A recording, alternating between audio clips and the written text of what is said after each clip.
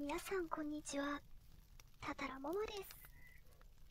皆さんは焚き火配信って知ってますか？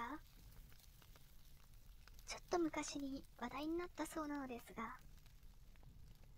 ただ焚き火をしている姿を配信しているだけという動画のようです。調べてみたところ、炎の揺らめきにはF分の1揺らぎと呼ばれるものがあるらしく、ヒーリング効果があるそうです。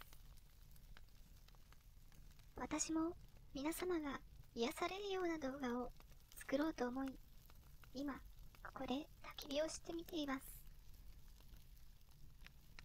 いかがでしょうか？焚き火落ち着きませんか？